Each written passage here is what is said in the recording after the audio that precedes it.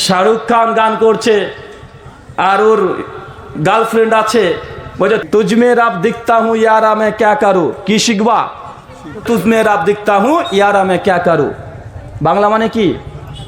মানে আপনার ছেলে গানটা শুনছে কান দিয়ে, মুসলমানের বাচ্চা লজ্জা লাগা দরকার আছে। মানে শাহরুখ খান এই গানের মধ্যে বলছেন নায়িকার মধ্যে মানে ওর স্ত্রীর মধ্যেই নাকি আল্লাহকে দেখতে পাচ্ছে। ইয়ারা মে ক্যা করবো, এখন আমি কি করবো? সাজদে পার ঝুকতা হু, মানে এর জন্য তোমাকে সাজদা দিয়ে দিচ্ছে। এই কথা শোনাটাও শিরিক। মানুষ আর জিনকে আল্লাহ বলছেন আমি সৃষ্টি করতাম না। আল্লাহ কি বলছেন? আমি মানুষকে আর জিনকে সৃষ্টি করতাম না। কেন সৃষ্টি করেছে? ইল্লা, শুধুমাত্র এই জন্যই, লি আবুদুন, তারা আমার ইবাদত করবে। কি করবে? কথা বলেন, ইবাদত করবে। বুঝলাম, আল্লাহ আমাদেরকে সৃষ্টি করতেন না, কেন করেছেন? ইবাদত করবে। এখন ইবাদত তো আরবি শব্দ, ইবাদত কি এটা জানা দরকার আছে না নাই? কোনটা ইবাদত বলেন তো? যা জানেন তাই বলেন, ভুল বললেও বলেন। আমার আলোচনাতে কোনো গজল নেই, আমার আলোচনাতে আমি সুর দেবও না, আর আমি দিও না। আমি আলোচনাতে কাটা কাটা যে কথাগুলো বললাম, এই কথাগুলো আমার আলোচনা। এরপরে শেখ নাজমে আলম হাফেজাহুল্লাহ অনেক সুন্দরভাবে কণ্ঠ দিয়ে কোরআন হাদিসের কথাগুলো আপনাদের সামনে বলবেন। আলহামদুলিল্লাহ, তিনি চমৎকারভাবে কোরআন হাদিসের কথাগুলো তিনি সুরের ঢঙে তিনি বলতে পারেন।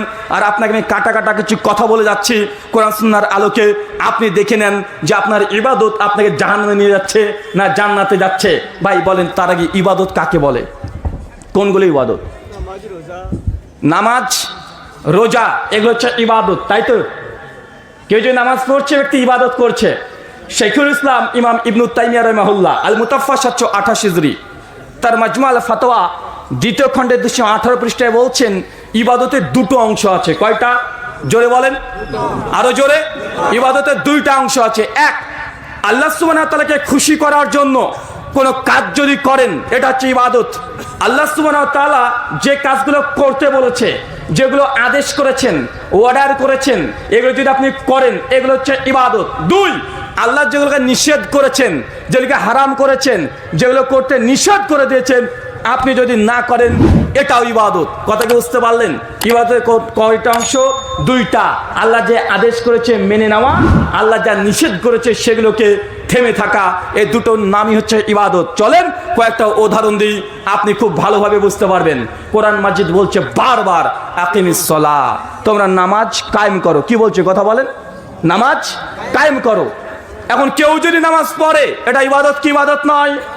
আল্লাহ বলছেন পবিত্র সূরা বাকারা 2 আয়াত নম্বর 87, ইয়া আইয়ুহাল্লাযীনা আমানু, হে বিশ্বাসীগণ, কুতিবা আলাইকুমুস সিয়াম, তোমাদের উপরে রোজাকে আমি ফরজ করে দিলাম।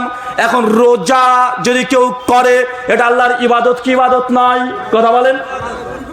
এটা হচ্ছে ফার্সিতে রোজা বলা হয়, আরবিতে বলে সিয়াম। কি বলা হয়? সিয়াম। সিয়াম মানে কি? সিয়াম মানে রোজা। সিয়াম তো ফার্সি ট্রান্সলেশন করলে হয় রোজা, ইংলিশ করলে হবে ফাস্টিং। এটা যদি শরীয়ত অর্থে সিয়াম কাকে বলা হয়? সিয়াম বা রোজা বলা হয় ওই ইবাদতকে যাবতীয় অপছন্দনীয় কথা এবং কাজ থেকে এবং খাওয়া পান করা থেকে বিরত থাকা, এটার নাম হচ্ছে সিয়াম। সহিহ বুখারী কিতাবুস সিয়াম হাদিস না 1903, আল্লাহ নবী বলছেন কেউ যদি রোজাগ্রস্ত অবস্থায়, রোজা থাকা অবস্থায় মিথ্যা কথা বলে, ওই ব্যক্তি সিয়াম আল্লাহর কাছে পৌঁছায় না। তার মানে কি বুঝলেন? শুধুমাত্র না খেয়ে আছেন রোজা, রোজা অবস্থায় আপনি মিথ্যা কথা বলছেন, আছে না নাই? রোজা অবস্থায় মিথ্যা কথা বলছি কি বলছি না? রোজা অবস্থায় বাজে বাজে ফেসবুকে মেসেঞ্জার করছি, রোজা অবস্থায় পরকীয়ার সম্পর্কে লিপ্ত আছি, রোজা অবস্থায় মানুষের সঙ্গে প্রতারণা করে ব্যবসা করছি, রোজা অবস্থায় দাড়ি বাটকাতে কম দিয়ে দিচ্ছি, আছে না নাই? রোজা অবস্থায় আপনাকে বলছে ভাই 1 লিটার পেট্রোল দেন, আপনি 900 ওয়ালা বোতল হাতে ধরিয়ে দিয়েছেন, 1 লিটার দাম নিচ্ছেন। রোজা আপনার দোকানের শেষ, আল্লাহ দরবারে কবুল হবে না। অতই সহজ। আল্লাহ নবী বলছেন যে ব্যক্তি আমার উম্মতের মধ্যে যে প্রতারণা করবে, ফালাইসা মিন্না, সে আমাদের দলভুক্ত না, সে আমার উম্মতি না। আপনি প্রতারণা করে যদি মাল বিক্রি করেন, আপনি জান্নাত তো দূরের কথা, নবীর উম্মতি না। নবী এই ভাষা বলছে, চিন্তা করতে পারছেন? আপনি বলছেন যে হুজুর বেচা কেনা করি, আমার বেচা কেনাতে বেচা কিনা হয়, কিন্তু বেচা কেনা হওয়ার পরেও যেন অভাব যায় না, সবসময় মালিক আমার টাকা পেয়ে থাকে। এই জন্য তাবিজ লাগে আপনার। একটা ভণ্ড হুজুর চলে এসেছে, খাতা কলমে সাদা কাগজে কি একটা অক্ষর লিখে দিয়েছে আরবিতে, নিচে তরবারির ছবি দিয়েছে, দোকান আপনি ঝুলে রেখে দিয়েছেন, আছে না নাই? কথা বলেন। বেচা কেনা বাড়ানোর জন্য। জি না, আল্লাহ নবী বলছেন বেচা কিনাতে বরকত থাকে না, ক্রয় বিক্রয়ে বরকত থাকে না 6টা কারণে। কয়টা কারণ? 6টা কারণ আপনার বেচা কিনাতে আপনি করবেন। দিন রাত বেচা কিনা করছেন, সারাদিন দোকানে ব্যস্ত, রাত হবে দেখবেন মহাজনরা দোকানের সামনে এসে দাঁড়িয়ে আছে যে আমার টাকা দেন, আমার টাকা দেন, আমার টাকা দেন। টাকা যা বেচা কেনা করলেন সব নিয়ে চলে গেল, নিজের কাছে 100 টাকার নোট পড়ে আছে। ভাই আছে না নাই কথা বলেন? মনে রাখবেন রিজিক আর বরকত দুটো ভিন্ন জিনিস। রিজিক হাজার হাজার লাখ লাখ টাকা আপনাকে আল্লাহ সুবহানাহু ওয়া তাআলা দিয়ে দিতে পারে, কিন্তু আপনার যেটা বরকত হচ্ছে মানে যা ইনকাম করেছেন, কোনো মানুষ হচ্ছে 100 টাকা ইনকাম করে আরামসে নাক ডেকে ঘুমাচ্ছে, খাওয়া দাওয়া করছে, কোনো টেনশন নাই, কোনো ডিপ্রেশন নাই। আছে না নাই কথা বলেন? একজন ব্যক্তি মাসে লাখ লাখ টাকা ইনকাম করছে, তারপর ডিপ্রেশনে শেষ হয়ে যাচ্ছে, ব্যাংকের ম্যানেজার এসে বাড়ির সামনে দাঁড়িয়ে আছে যে তোর বাড়ি দে, নাহলে টাকা দে। আছে না নাই? গাড়ি নিয়েছে ফাইন্যান্সে, 2-3টে গাড়ি নিয়ে নিয়েছে, মাঝে মধ্যে ট্যাক্স যখন ফেল হয়ে যায় সেই সময় মাঝে মধ্যে পাঠিয়ে দেয় ব্যাংকের লোক। আছে না নাই কথা বলেন? আরে 100 টাকার এই ব্যক্তি ইনকাম করে বরকত আছে, ওই লাখ টাকা ইনকাম করছে বরকত নাই। বরকত আলাদা জিনিস আর রিজিক হচ্ছে আলাদা জিনিস, একদম সম্পূর্ণ ভিন্ন জিনিস। সহিহ বুখারী 2263 নম্বর হাদিস, আল্লাহ নবী বলছেন যে কোনো ব্যক্তি যদি ক্রয় বিক্রয়ের সময় কোন রকমের প্রতারণা করে, আল্লাহ সুবহানাহু ওয়া তাআলা ওই বিক্রেতার আমলনামা থেকে, রিজিক থেকে আল্লাহ বরকত তুলে নেয়। ফলের দোকানদার সাবধান, হলুদ লাইট আপনি জ্বালিয়ে রেখে দেন, ছোট্ট দোকান 10টা বাল্ব জ্বালিয়ে রেখে দিয়েছেন, পানি মারতেই আছেন, একদম ফল হচ্ছে 4 দিন 5 দিনকার পুরাতন, এমন ভাবে লাইট জ্বালিয়ে রেখে দিয়েছেন মনে হচ্ছে এখনই গাছ থেকে টাটকা বেড়েছে। আছে না নাই কথা বলেন? আছে না নাই?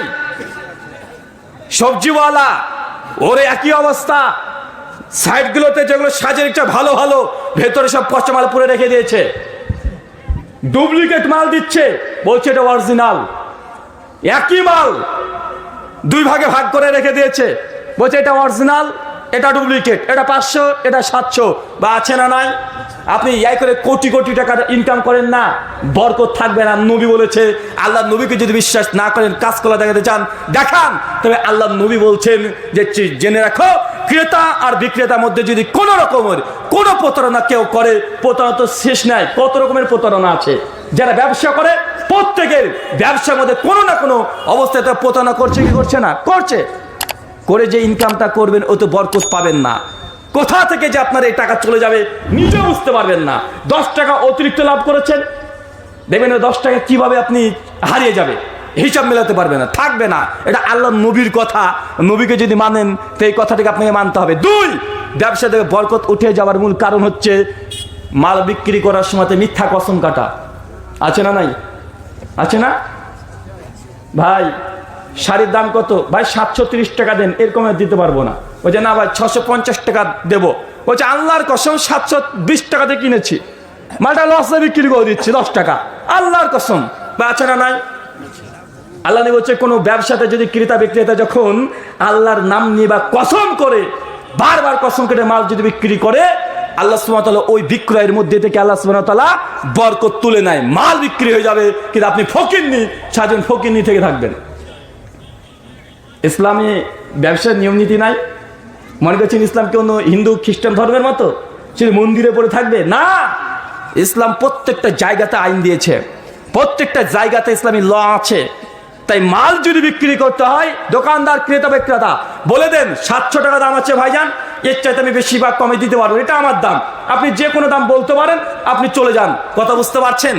আল্লাহ নবী অনেক কিছু বলেছেন, আপনি শরীয়তটাকে ইসলামটাকে বুঝেননি, তার জন্য ইসলামটাকে আপনি হাতের ময়লা পেয়েছেন। আপনি জেনে বুঝেও অনেক মানুষ হচ্ছে ইসলামটাকে বোঝার চেষ্টা করে না। আল্লাহ সুবহানাহু ওয়া তাআলা আপনি আমাদের এই কথাগুলোকে বোঝার তৌফিক দান করো। সকলে পড়ি আল্লাহুম্মা আমিন। আপনাকে আবারও ওই কথা নিয়ে যাই, ইবাদত 2টো অংশকে বলা হয়। 1, আল্লাহ যা আদেশ করেছে গ্রহণ করা, যে নামাজ পড়া। নামাজ পড়া কি? কথা বলেন। নামাজ পড়া কি? ইবাদত। যাকাত দেওয়া কি? ইবাদত। রোজা পালন করা কি? ইবাদত। দান সাদকা করা কি? ইবাদত। বিয়ে করা কি? ইবাদত। ঘুষ খাওয়া কি? হ্যাঁ, ঘুষ খাওয়া ইবাদত নয়? আরে ঘুষ না খাওয়াটা ইবাদত। কি বললাম? ঘুষ না খাওয়াটা ইবাদত, যৌতুক না নেওয়াটা ইবাদত, মদ না খাওয়াটা ইবাদত, বিড়ি না খাওয়াটা ইবাদত, জর্দা না খাওয়াটা ইবাদত। কথা বুঝতে পারছেন? নামাজ পড়া যেমন ইবাদত, টিভির দোকানে বসে একদম এশার নামাজ পড়ে এসে টিভির দোকানে চাচা বসে আছে, এশার নামাজ এখনই শেষ করেছে, সালাম ফিরে দৌড়তে দৌড়তে চলে এসেছে, চায়ের দোকানে টিভি চলছে, সিরিয়াল চলছে, ন্যাংটা ন্যাংটা মেয়েগুলো ডান্স করছে, নাচ করছে, আর চাচা একদম টিভির দোকানের সামনে হা করে বসে আছে, চা খাচ্ছে আর বিড়ি খাচ্ছে। আছে না নাই? আছে না নাই? চাচা, তাহাজ্জুদেও কাজ হবে না, তাহাজ্জুদেও কাজ হবে না। সূরা বানী ইসরাঈল 17 আল্লাহ সুবহানাহু ওয়া তাআলা কোরআন মাজিদে বলছেন, লা তাকরাবুজ জিনা, জেনা যে রাস্তায় আছে তার ধারের কাছেও যেও না। টিভিতে যেসব সিরিয়াল দেখছেন, ডান্স, গান, নাচ, বাদ্যযন্ত্র, একটা জায়েজ টিভির কথা বলেন, একটা জায়েজ, বাদ্যযন্ত্রকে জায়েজ করতে পারবেন? গান ইসলামিক কোরআনের আলোকে যদি হয়ে থাকে, শিরক মিশ্রিত বাক্য যদি না থাকে, গানের সুর দিয়ে গান করা এটা বৈধ। গান মানে হয়তো নাচ হতে হবে, হামদ হতে হবে, এগুলো। কিন্তু আপনার সিনেমার গানে আল্লাহর কে মনে পড়ে? তুজমে রাব দিখতা হুঁ ইয়ারা মে ক্যা করু, কি শিখবা? শাহরুখ খান গান করছে আর ওর গার্লফ্রেন্ড আছে, বলছে তুজমে রাব দিখতা হুঁ ইয়ারা মে ক্যা করু। বাংলা মানে কি? মানে আপনার ছেলে গানটা শুনছে কান দিয়ে, মুসলমানের বাচ্চা লজ্জা লাগা দরকার আছে। মানে শাহরুখ খান এই গানের মধ্যে বলছেন নায়িকার মধ্যে মানে ওর স্ত্রীর মধ্যেই নাকি আল্লাহকে দেখতে পাচ্ছে। ইয়ার আমি ক্যা করবো, এখন আমি কি করবো? সাজদে পার ঝুঁকতা হু, মানে এর জন্য তোমাকে সাজদা দিয়ে দিচ্ছে। এই কথা শোনাটাও শিরিক।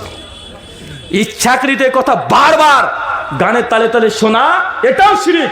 মুসলমান, তুমি বলছো আমরা শিরিক করি না, আমরা তো দুর্গা পূজা করি না। শিরিক কত কোয়ালিটি আছে আপনি জানা আছে? কত প্রকার শিরিক হয়? কথা দিয়ে শিরিক হয়।